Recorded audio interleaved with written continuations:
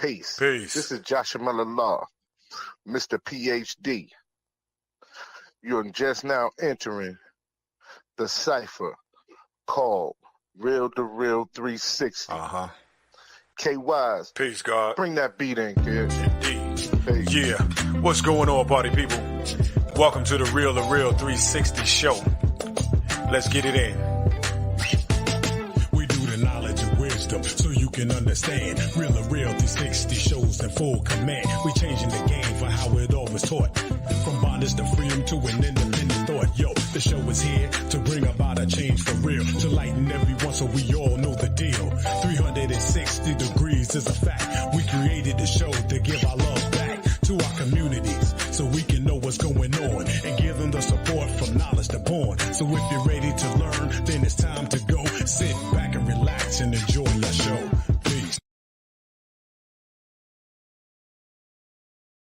Peace. Peace to Allah's mighty 5% nation, the gods and earth, to all the human families of the planet Earth. I bid you a high love, peace, and happiness salute. It's the God, DJ KY's Allah, a.k.a. Kato, the black superhero. And listen, hold on tight.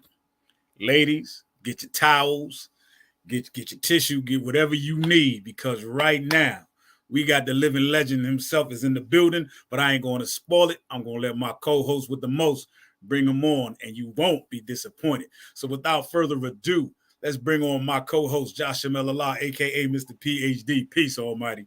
Peace to all our followers, listeners, and fans, and those individuals who've been anticipating this great legend that we have right here.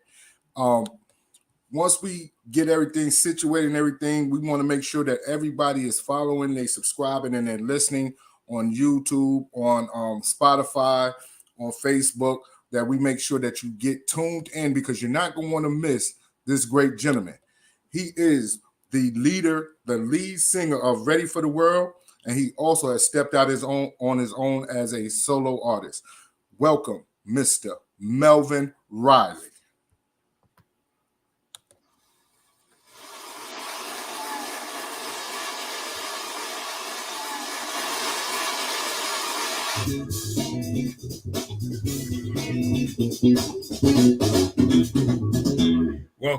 Welcome, Mr. Riley. Yes. Thank you. I'm glad to be here.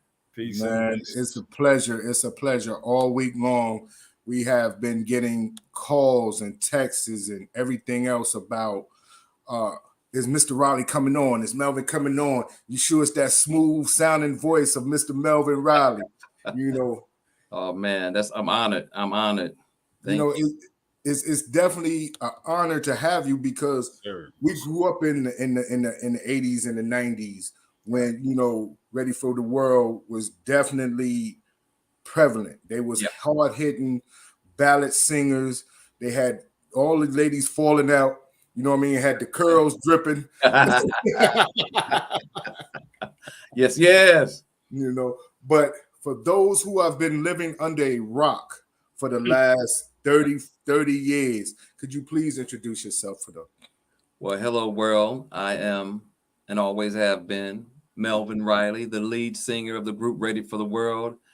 And for some, I'm one of the creators of that slow song swag that you hear from Chris Brown and a lot of brothers right now. So I take that as an honor that people could even say that about me. So I thank you for that. But it's the one and only right here with you. All right. Well, definitely. We sit, and a lot of times we were sitting here talking about what song was more impactful when it comes down to our generation. Like when you're talking about dating and everything else, when it and be building with different females, or you're trying to get your game on, what song was the most hard hitting where you can definitely pull it if it's in the background? And a lot of times it was Tonight. There you go. I was just about to say that. Yeah, Tonight was always that one where it's like, it's the lyrics are so deep. And at that time, when I wrote the lyrics, people weren't really singing about that on the radio. Right. So we got banned on a few stations when that first came out. Mm-hmm. So Tonight was one of those songs where people are like, did he really say what? And so it's one of those songs that a lot of guys till today say, "Hey, that was my jam. I had to put that on to get the ladies going."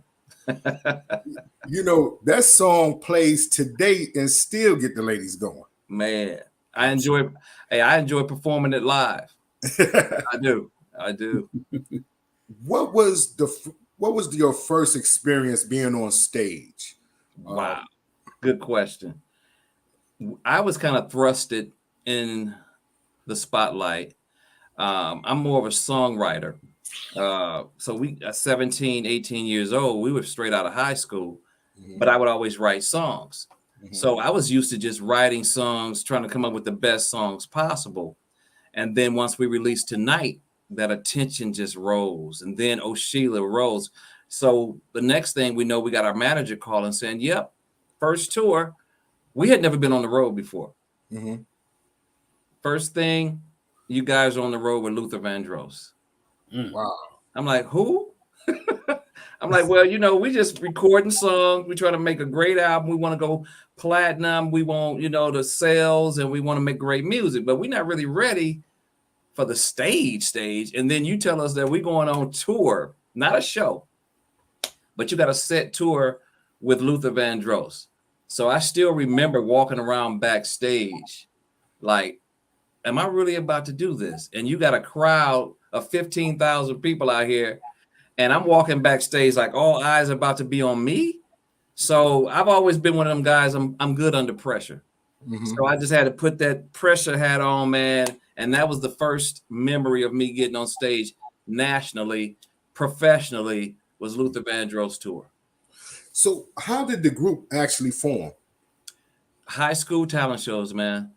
You know, I come from a sports background. I was into football. Music was something that, you know, I always loved music. My mom and dad were music people. So I always had albums and CD, you know, always had albums and 45s. You remember 45s? Yeah, of course. Yeah. Of course. A plethora of music, but football was my thing. And I got into it, you know, from the talent shows, man. The talent shows, because the girls were screaming for this guy named Jesse, who my sister did a talent show with. And I kind of thought it was corny to be in a talent show. I was like, I can't do that. When that brother started singing and them girls went crazy, I said, I'll be in the talent show next year. I don't even know if I can sing or not, but I'm gonna go in there and just sing behind a record and get the girls screaming. And then we formed our group. And the good thing about it is that we always had this knack for writing melodies and you know, music. And so that was our introduction to you know, starting the group Ready for the World. Right. Now, when you was performing with Ready for the World, y'all came out around the same time as Mint Condition. Well, no, we actually came out before them. Yeah, we came out a few years before Mint Condition. Y'all came on about 85, right? When your first album dropped, 84, 85, yeah. And they used to like emulate, I would say, some of y'all's style. And when you see groups now singing and dancing and performing the way that you performed and the way you captivated audiences, do you take that as being as a compliment? Oh man, definitely. You know, we all subliminally, I mean, we all have a knack to hear something. It may be 3 years ago that we heard it, but we loved it so much that it got into our DNA. And so coming up, listening to the OJs, Teddy Pendergrass, Prince, Michael Jackson, all that kind of gets into you when you're a musical, when you got that music gene. And so when you hear other guys coming out, you know, and showing love or mimicking you in any kind of way, you know, I look at it as a compliment because I did something that mattered to somebody else, you know, another musician. So I hit a spot. So I look at it as a compliment. You know, it's competitive in R&B and music, period. But, you know, when you mature, you understand that what you brought to the music game is more important. So I'm more or less honored when guys have our flavor or my flavor when they're doing songs. Yeah. Now, when we talk about R&B has changed so much over the years. And when you and Ready for the World was singing, y'all was talking about love, you know what I'm saying, dating, you know what I mean, all these different things. And y'all was saying stuff, but y'all was using different words to say what you meant. Right. Now they're being more boisterous with it. They're being more forthward with what they want. How do you feel like when you were singing what you were saying, that it was more interesting to hear from you than it is to hear it the way they playing it now? Class, I guess, you know what I'm saying? You got to have, because I mean, I've said some things in some songs too where I was more blunt, but I think a lot of artists today are a little more blunt because they're trying to compete with what somebody else said on the last record or what the rapper's saying. And they have to do these things to get this shock value. And sometimes they have to blurt it out like, what? That boy said what? Oh, man, he went. So they're kind of competing for who can say the most devastating thing sometimes to get shock value. And a lot of times, real music people will say, you know what? You're going too far. It's the difference between a woman that you date the first night and she walking out butt naked as opposed to a beautiful dress. Leave something to the imagination. Right. So the same way with lyrics, sometimes with lyrics, you can't go totally there. Although I do have some new stuff going there, but but I know what you're saying. A lot of the records now are like a little more on the disrespectful side, leaving nothing to the imagination. And I guess that's something that the young writers have to either figure out for themselves and say, you know what, let's leave something to the imagination. And instead of saying this, let's say it that way. And it's a lot more classier. And I think women kind of get the class a lot more than just straight up going in. Right. And that's the way I always approached music, back then. I knew what I was saying and people knew what I was saying, but I didn't have to go there. Right. I think that back then we used to what they call spit game. So you had to have the conversation piece, and a lot of times the R&B songs help, with your game. Right. One of our audience members said it was great seeing you on DJ Cassidy's Pass the Mic. How was that experience with being on DJ Cassidy's Pass the Mic? You know what? I'm gonna tell you, like I told my publicist Renee, at least I did it with a group of people that were huge, the big boys, the George Clintons. I thought it was great because I got to be in that same show with some guys that I admire, some heavy hitters. And so that was really great, man. I think, a lot of people have seen the videos through the years and they're like, what's up with my boy Melvin Riley? And when we did the DJ Cassidy thing, it was more or less on a bigger scale because it was, I think, right after the BET Awards. So it gave my fan base a chance to say, there go my guy. You know what I'm saying? On a bigger stage than what we've been on in the last few years. DJ Cassidy had that great situation, which it really worked out well. Now, how do you feel about a lot of times they have changed the narrative of R&B music, whereas it's not played on the mainstream radio like it used to be. And now we have to call to the radio station and say we want to hear certain artists or we want to hear certain songs or whatever the case may be. How do you feel that they are putting R&B singers, true R&B singers, on the back burner for those who are using auto tunes and needing studios to sing?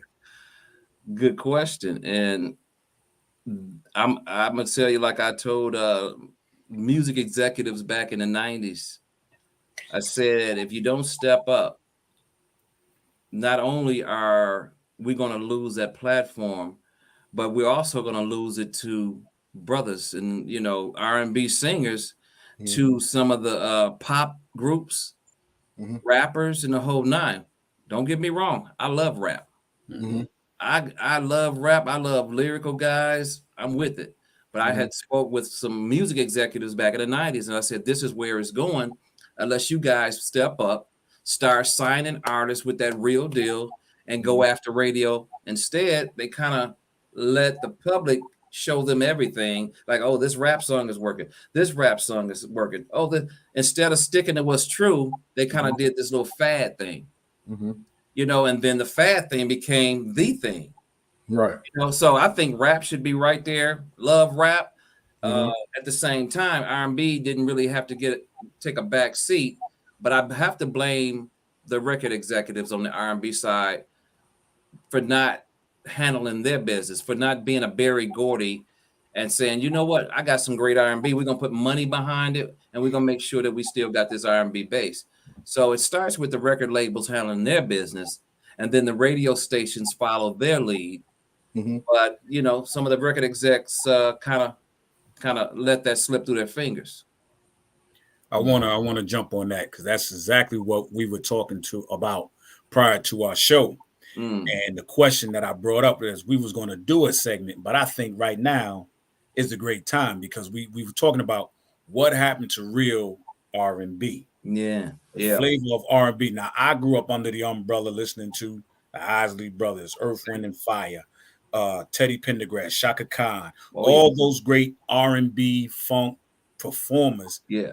With the authentic style of music in R&B that today you almost cannot find an R&B original song without some type of rapper added into it to give it something today's music to be played with. And again, not taking anything from hip hop because I'm all hip hop 24/7 as well. Right. But before hip hop, I am a true lover of R&B. Yeah. And it's like, where do the R&B artists stand now? Because like Josh said, it's like almost a back burner for what A&Rs have done, as you said, you know, the record execs and those who are, you know, because every now and then if I turn on the radio, the only R&B that I hear is taking me back 70s, 80s, 90s.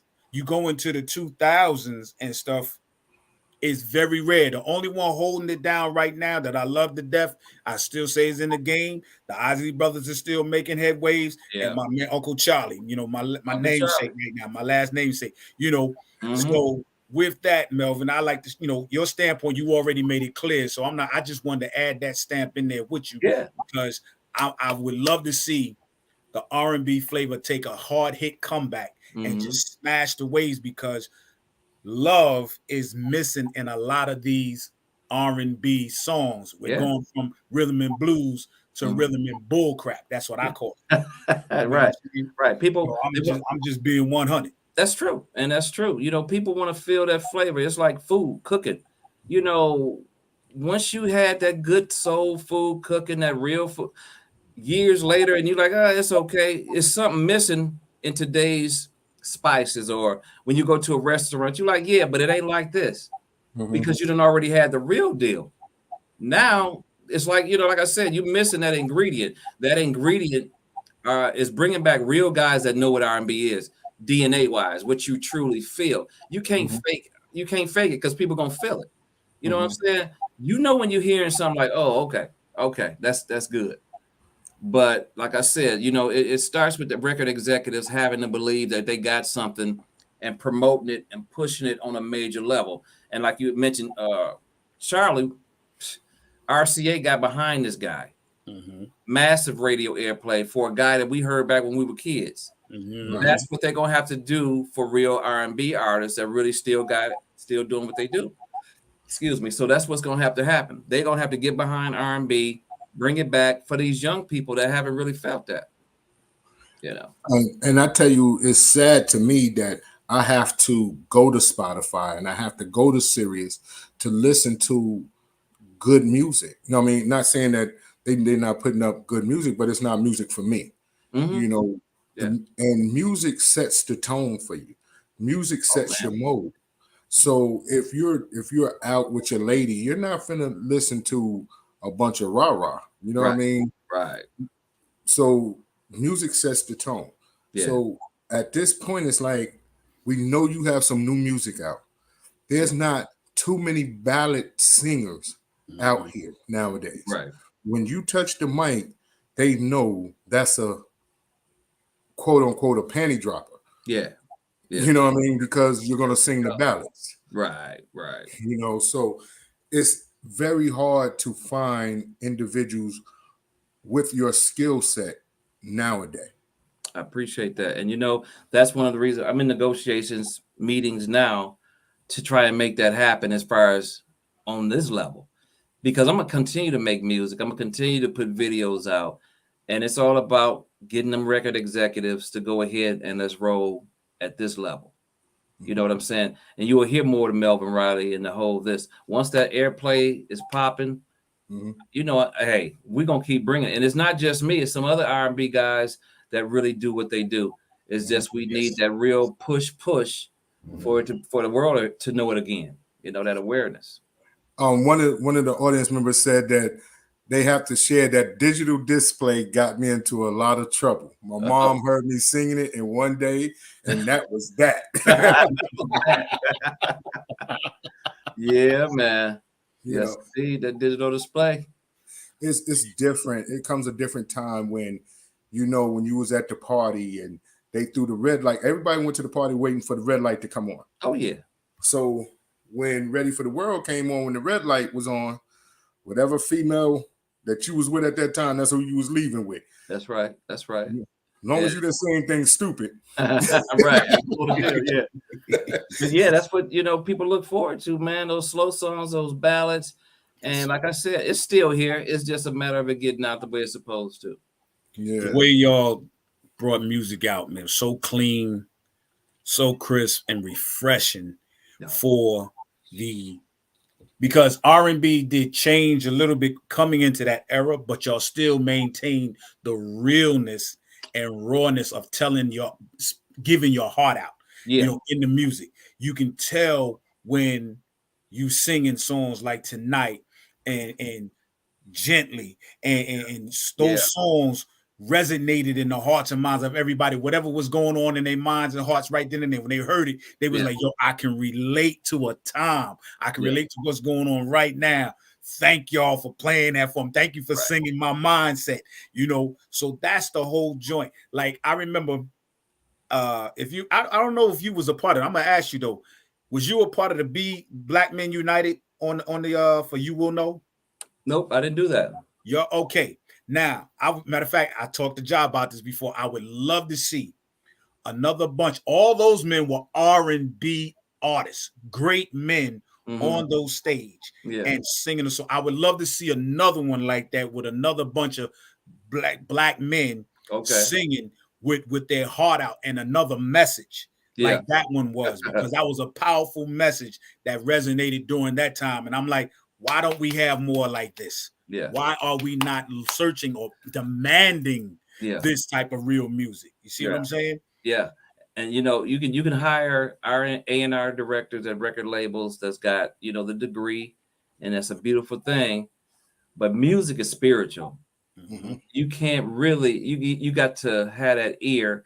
You got to have it spiritually. Whether it's rap, whether it's R&B, music is one of those things you can't really control. You got to go ahead and go with it, with what it feels right. And so therefore, like you say, the Black Men United doing this, that, and the other. Usually a lot of them brothers, man, they come from it because they feel it. Right. And that's why it works. You got black brothers up on stage, they feeling it. You can't fake R&B. People gonna either say, man, get that out of here. Right. Or you gonna bring it. R&B, and I love it. It keeps it competitive because you got to either bring it or get out of here. Now, the question that I wanted to ask was, what was your most memorable moment on stage performing? Memorable? Yes. It's quite several. It's been a lot of them, man. We stayed on the road. But a memorable was one time I remember we were singing Slide Over. Mm-hmm. And a young lady, we were singing across a lake, and a young lady jumped in the water while I was singing Slide Over and tried to swim over to the stage. And the security grabbed her because she was going under some kind of electrical current. And they were like, she could have shocked herself to death. So that was a memorable moment because while I was singing it, I didn't really know what was going on. I just saw security moving around and grabbing this. I'm like, what just happened? But I'm still trying to perform on stage. Right. And they took the young lady off, wrapped her up, and didn't even meet her. You know, and I was like, well, you could at least let us meet the young lady. If she jumped in the water and on slide over, I guess she was going to swim over. But but I'm like, y'all could at least let us meet the young lady, you know. But that was a very memorable moment. How did you feel about the impact that you had on that generation of the women, and you know what I mean, during that period of time? Like, what was that feeling like? Because you know, being considered a sex symbol, and just like you said, the woman just dove into the water to swim over to you.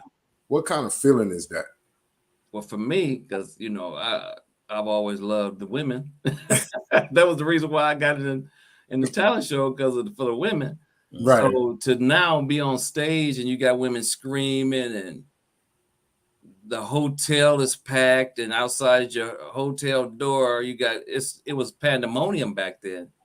And for me it was like cool, you know, I was having a ball, you know, and to get up on stage and to be appreciated like that, hey, you know, that's like feeding the greedy man all you can eat, I guess. So for me, you know, it worked out. And what was funny, the brothers, you know, the guys would always be like, hey, my man, you know, you didn't brought me this, that, and the other, this, that, and the other. So, you know, the fellas right there with us like, hey, man, you know, you doing your thing. We have an audience member said she definitely had a crush on you. Oh, thank you, darling. I would have shaved today, but you know. Listen, let me ask this. With all the stuff back then, when you think about it, you had Ready for the World, The Deal, Prince. Some of y'all music were so close in tune. Yeah. Sometimes we almost had to guess who was who if you didn't notice a certain ringtone in the or guitar play or something, you know, because when you first hear Let Me Love You Down, them first melody bars come on. Yeah. That's Ready for the World. You know what I'm saying? So when you see yourself back then and say, wow, man, what would you say to your younger self then as of who Melvin Riley is right now? Again, oh man, what would I say to him, my younger me? Yeah. Man, you know what, man? I tell you, I tried to do things in a way to where I wouldn't have any regrets. I don't like regrets, so I kind of always try to make the right moves. I mean, the thing I would say to him is keep banging and create more artists. You know, besides yourself, come out with your group of artists is what I would say to my young self. Bring out, you know, create this group, that group, and that group. And that would probably be something that I would say to myself. Yeah. When you hit the stage, because just like one of the viewers said, she has the crush on you, so she was like, you still look good. So when you get on stage now, because you're still performing, you still have music coming out, you're just on your own at this point. So how is it to be on stage by yourself and not have your brothers with you? Well, actually, you know, I'm still touring with the band. So it's Melvin Riley and Ready for the World, so that the fans know it's me singing, because there are other guys that are doing what they do, but me and my bass player and a new band, we still go out. Okay. So it's not really so different for me because I had to carry a lot of that on stage load when I was with my original band. So for me, it's just going to the next thing. You know, it's not even a feeling of, you know, I'm just on to the next. Because when we were touring together, I had to control that stage. I had to command the stage. The spotlight was there, and I had to, if anything went wrong, it was on me. So, you know, to do it with other guys is just another progression. Okay. Now, when you talk about commanding the stage, did you pick out a female that you would sing directly to while you were singing like Love You Down and things of that nature to get that type of response? Oh yeah, man. We used to have fun with that. You know, I would have my security go out and pick a young lady out of the crowd, I was one of the first to do that because I was daring like that. And I kept doing that. So I guess this one particular show, I think we were in Florida. The lights went out in the intro.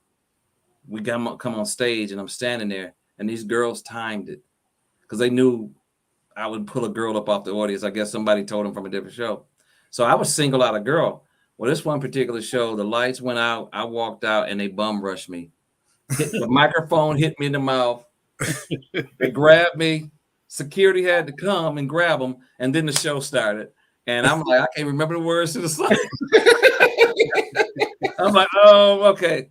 They bum rushed me so quick when the lights went off and I got on stage and that was it.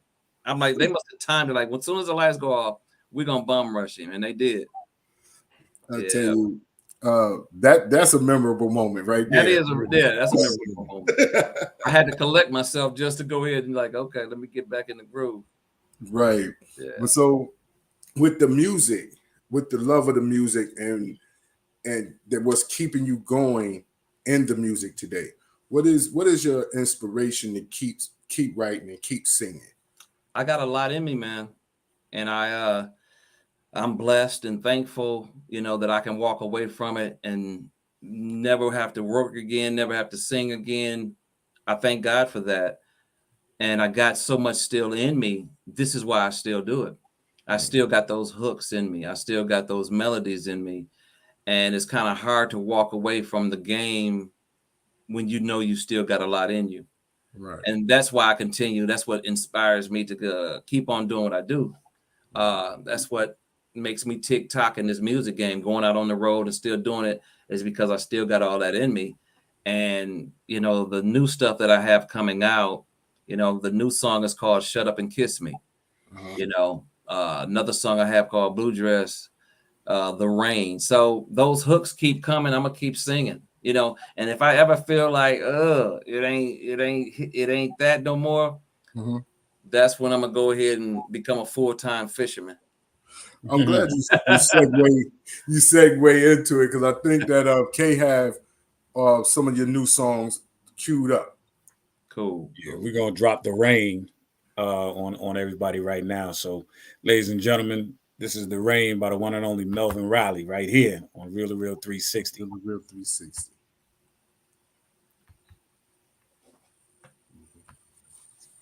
Yeah, it's good.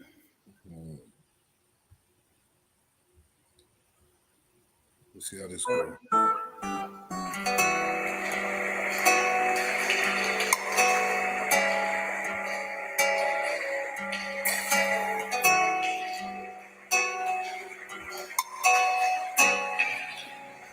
I won't tell the soul that you won't love no more. And you've given up, you've closed the door. You just don't know how much love there is and how much you've got to give, coming from the rain that's been drowned in your heart. Let me warm you, dry your tears away, coming from the rain, the rain that's been damping your soul. Bringing you down, down, down. I'll be by your side for everything you need. Hold you tight when things won't go right. Let me be the one to ease all your pain. Give you love, remain coming from the rain that's been drowning your heart. Let me warm you, dry your tears away, coming from the rain, the rain, the rain, the rain that's been damping your soul, bringing you down, down, down. Coming from the rain, I'll be there when it hurts so bad. I'll never let you down. I'll always be around. Wanna be your umbrella, guard you from the rain. The rain, I'll always be around.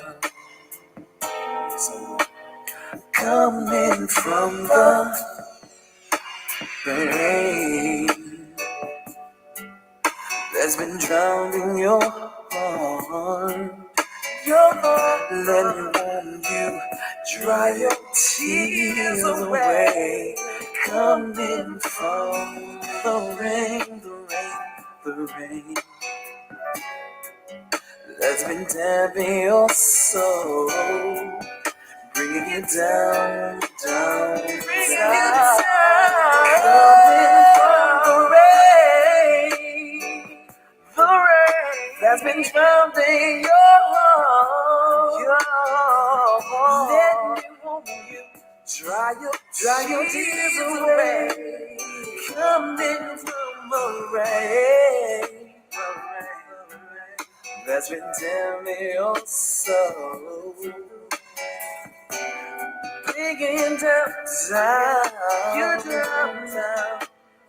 Coming from the rain, come on inside, that's been drowning your heart.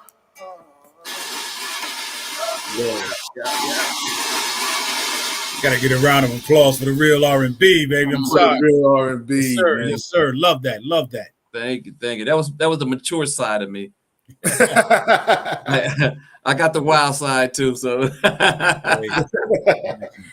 How do have people walked up to you and was like, if it wasn't for you, I wouldn't have had no kids? man, that's the theme. Guys, but man, you owe me some child support, brother. That is the theme of what they say every show, and it's cool though. You know, I get it. You know, you don't have, like I said in the beginning, you don't have too many people that could sing ballads, that could honestly sing ballads, love songs. They can do the up tempo. Yeah. When you start talking about actually singing, holding a note, then the note rising, and you're able to control your breathing and everything else with the song, and nothing skips a beat. There's very few that can do that, and you're one of those artists that can. Thank you. I appreciate it. You know, and with that, it's like you listen to the song and you start looking around. You start looking around trying to figure out where she at. It's just certain musicians that sing that you know helps your relationship. Yeah, that's what it's about. That's what music should, music should be that background to your life, that spiritual background. I'm not saying every song is going to be this nicey nice, but it's still something you can wake up to and go to bed to and go through the day through that gets you through. Everything we pretty much do, from watching a movie, it's always music. And music is a powerful tool, and that's why I want to make sure I stay true to it always. And with your music, it's various different expressions. It's not just the ballad. You have the up-tempo songs too. Right. And like you said, you have the bad boy records too. Yeah. So the versatility. Yeah. And that's important. That's important. Is being versatile and being true to your own style. Yeah. Yeah. That's true. So with honing your style, with honing your own style, what did you figure that would be best to set you apart from any other R&B singer that was out? I look at it like Jordan going to the hole. I never know what I'm gonna do. It's not a predestined type of I'm gonna sit down and set myself apart from this artist or this art. It's just music comes to me and then we shake hands. So when I sit down at a piano, I'm a fan of music. I want to hear what I might come up with as well. It's almost like you got to have an out of body experience when you're writing songs, because you have to be able to look at yourself like a mirror, and your ears are that mirror. So when you fiddle faddling around on the keyboards, all of a sudden you may not hear anything. Then the next day you're sitting around and you hit this chord. You're like, oh, let me look at where I'm hitting, because that's the way I write. I don't know what I'm going to come up with, but I'll dabble and I'm like, all of a sudden, oh, I heard something. What did I just do?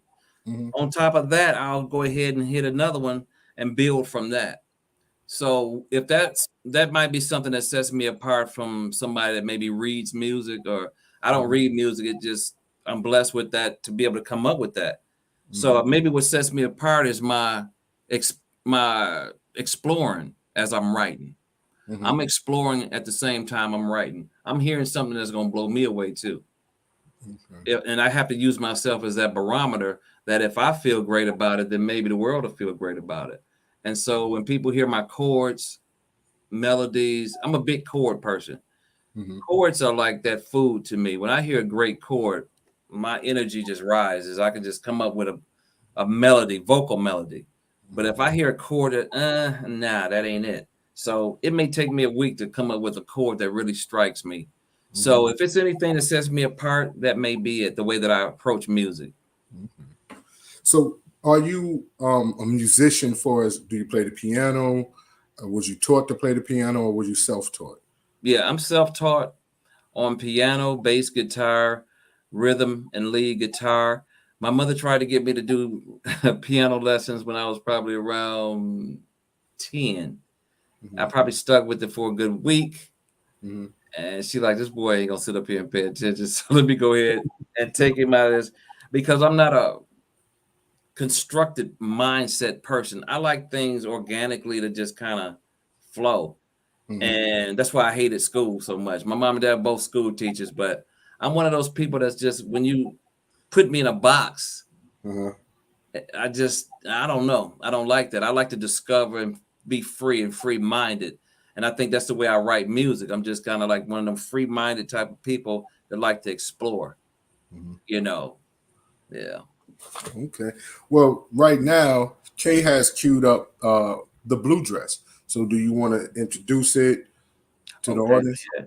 Blue Dress is one of those jams that, you at the club or at a gathering, and you see an elegant young lady that body is so ridiculous that you just cannot help but to write about that blue dress. A lot of people, sing about the red dress, or the black dress, but the blue dress can work too. So it's seeing one of those girls with an amazing body, and you just like, I can't get this girl out of my mind. And that's what the blue dress is about. So Melvin Riley, Blue Dress. Right.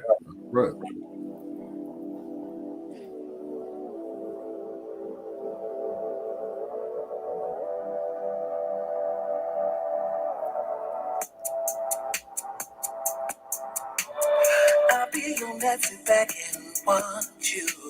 Some might say I'm lightweight stalking you. I've never seen a dress move like this before. Must be custom made the way it's fitting, y'all. Now what am I to do about?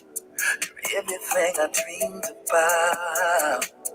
Please don't get the wrong impression, but I just got to make a confession. Saw you in the blue dress. Never thought I'd do this, but you were all alone here. You like music to my ear. It's time. You're mine. You're everything I wanna say. You're everything I wanna do. So tell me where you're from, what you like to do. My name is Mr. Right. Can't with you, my, can't leave you alone, no. Saw you in the blue dress. Never thought I'd do this, but you are alone here. You're like music to my ears. Saw you in the blue dress. Never thought I'd do this, but you are alone here. Music to my ears. I can't wait to get to know you. I can't wait to get to dance.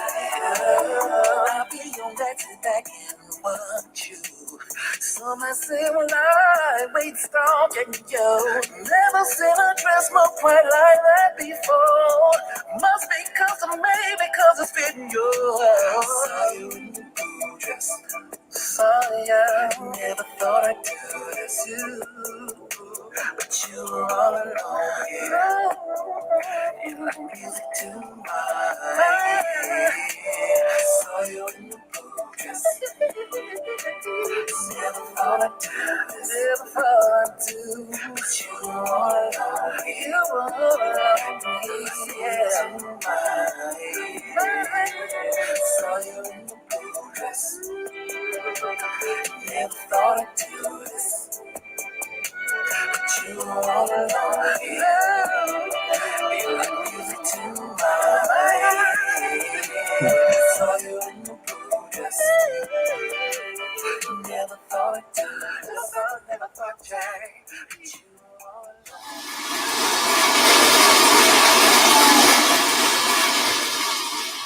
Now I got a question on that blue dress. I have to flip back because when you think back to your old, like your first joint, I believe what was Ghetto Love, your first album, solo album? Solo album, yeah. Okay. And your joint, I'm All In. Oh man, yeah. Listening to you now, as opposed to when you first got started, how much of the growth do you see within yourself? Because your music is incredible all the way around. But I just want to know, coming from your own words, how did you see the growth between this album to now? Man, I think vocally, I think I've gotten stronger vocally. Even live performance wise, I've gotten stronger vocally, kind of more relaxed and feel it. So any type of growth, I think I'm more like doing me. You know what I mean? Like, hey, this may not make sense, but I'm gonna do it because I feel it. You know what I'm saying? And I've always done what I felt, always felt that vibe. But I think the growth comes with the vocals. Yeah. One of the audience members said that's one of those slow grinding when the kids not home songs right there.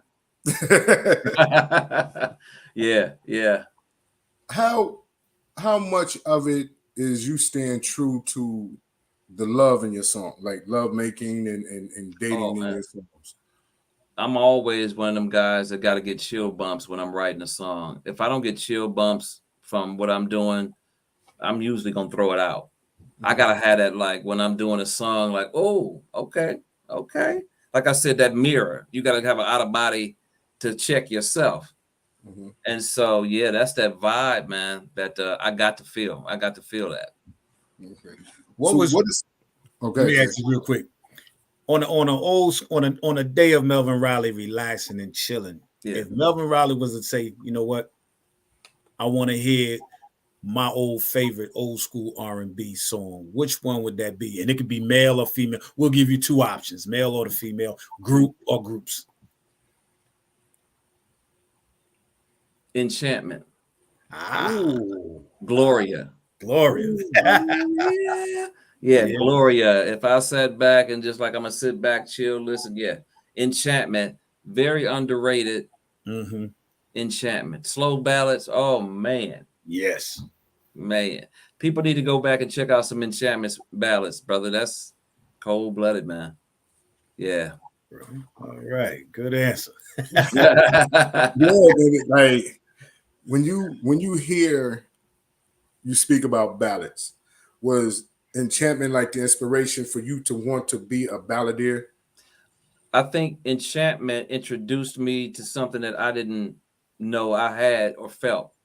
When I was a kid, my cousin Teeny came up from Chicago to live with us, and he introduced me to enchantment. I was only, what was I, 11 years old, maybe 12 years old. Them and the OJs, I would listen to in the dark and just sit back and just listen, because it impacted my spirit in a way that I wasn't trying to figure it out. It just came to me. Right. And for me to be a young kid and sit back like, wow.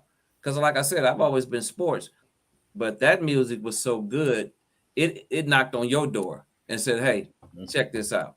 So, the OJs, Brandy, all that enchantment, those type of artists, man, and that type of writing and production, I think planted a seed in me that I didn't know was planted. Somebody went in my backyard, threw some apple seeds that I didn't know were there, and all of a sudden it grew, but the seed was already planted. And those type of musicians, stylistics, enchantment, OJs, that seed was planted. Yeah. Was there any group that motivated you to want to, if they came on behind you, or any group came behind you, you wanted to make sure that they was gonna have to put out? They were gonna have to put out. So what groups did you feel like you had that type of competition with, that if you came, if Ready for the World stepped on that stage first, yeah, everybody. because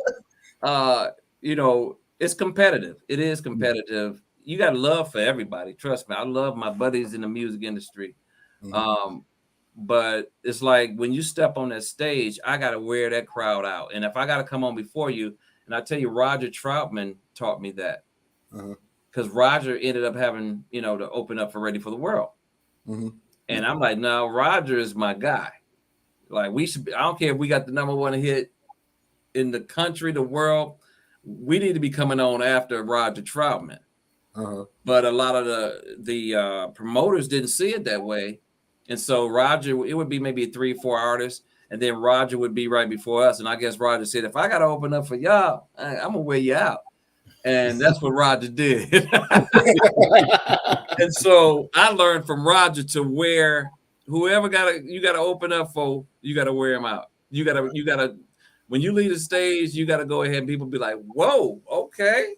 Well, it's going to be a hard act to follow. And Roger Troutman taught me that. Wow. Yeah. So I won't say any particular names. I'm just going to say anybody that you've been on the show with back in the day. Nowadays, we're so mature and everybody just gets up there and do what we do. It don't even matter sometimes who go on first and last nowadays. Everybody just say, hey, love y'all, man. Let's get this and let's do this. Back then, when you're young, we smash. It don't matter who it is. Yeah. And if an artist tell you back in the day that didn't feel that way, I don't know who the heck would say that, because everybody was competitive back then. Everybody. Oh yeah. Now, when it comes down to having you on, I'm gonna say this publicly, because we've had a lot of great individuals come on, and we have a lot of individuals who came on that we respected a lot. But when we were able to book you on the show, myself and my co-host, we instantly was going to say, we're saying, I'm not going to fan out. I'm not going to fan out. Because, you know what I'm saying? When you interviewing an individual, not just of your stature, but of the respect of his music and his craft and different things like that, it's hard to really do an interview when you admire their work so much. Oh, that's what's up.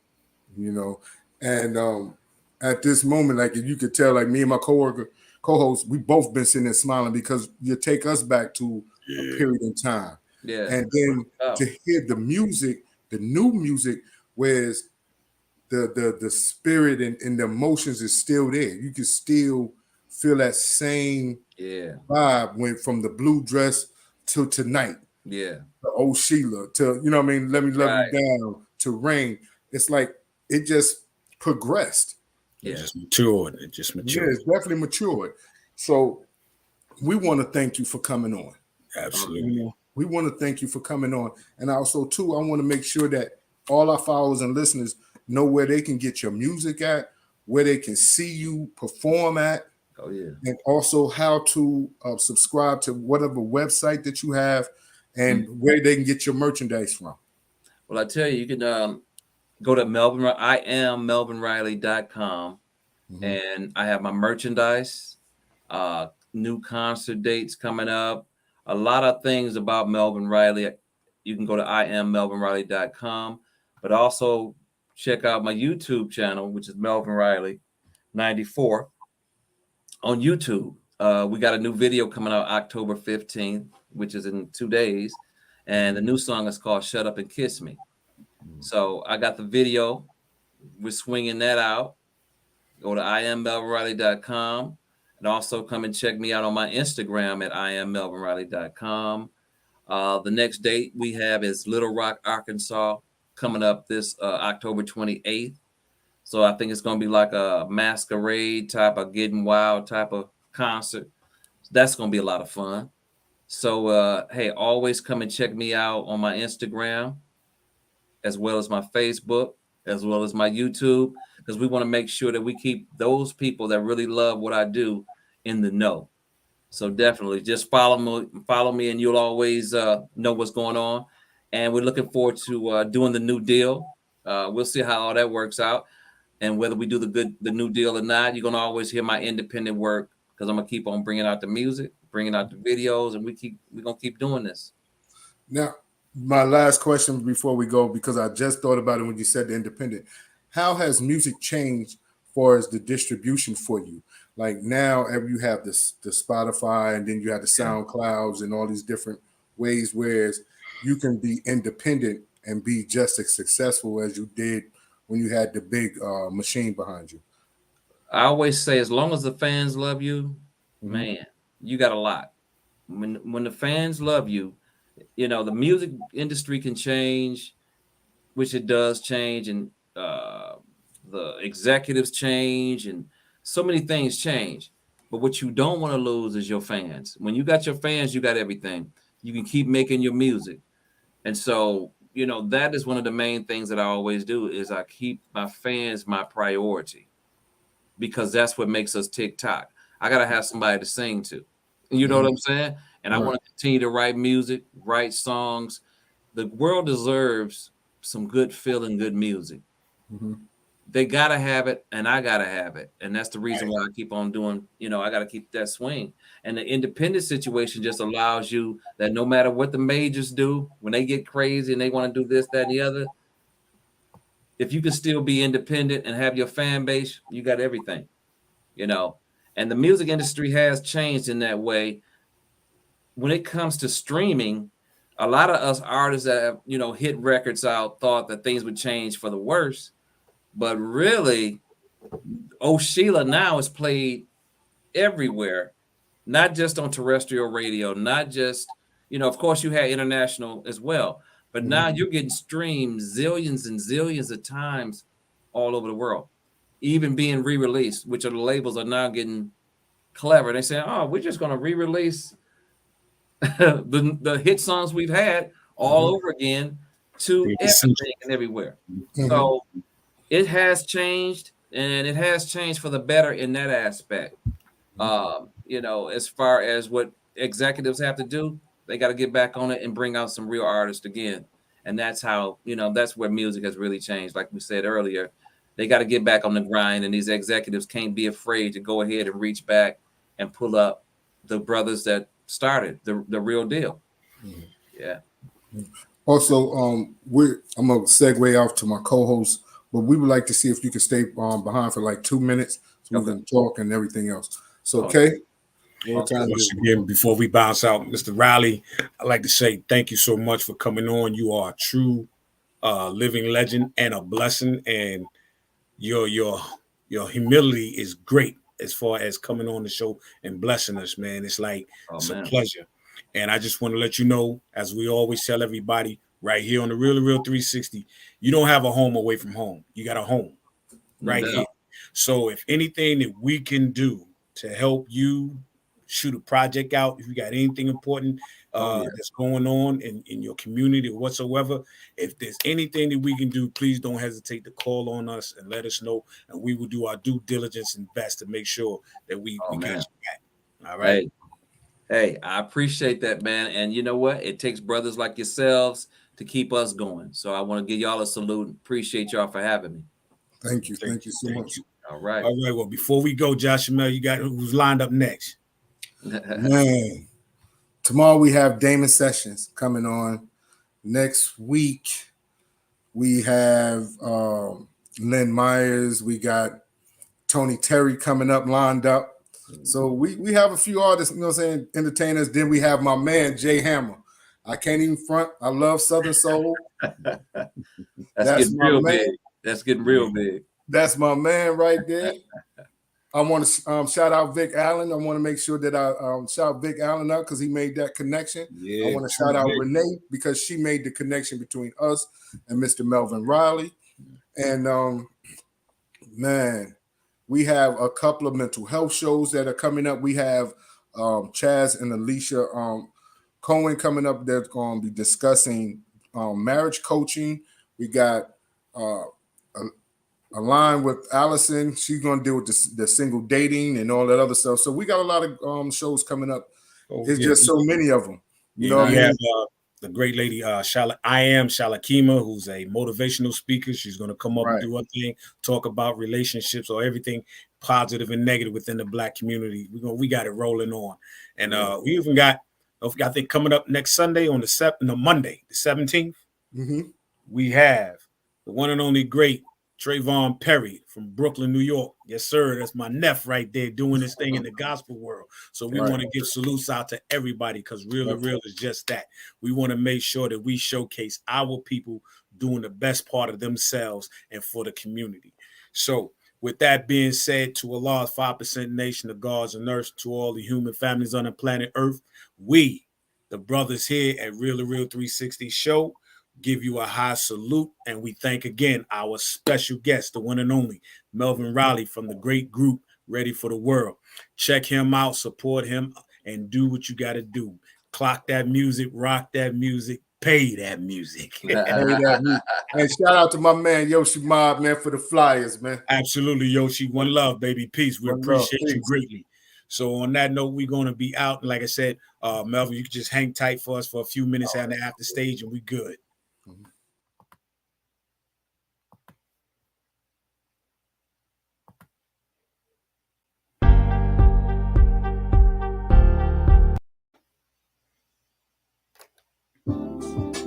Yo, ladies and gentlemen, we're starting to come to the end of the show. Right now, I want to take the time out and thank our guests for coming on. Also, too, I want to make sure that y'all listening and subscribing, and tell a friend and keep sharing, because we're going to keep bringing y'all the real content. You know what I mean? So, DJ K-Wise, brother, take us up out of here, son. Peace. I want to give a big shout out to the nation of God on earth. To all the human families, you are subscribed, don't take a watch, listen to the show, so every time we come over, I give a big shout out to love, peace, and happiness.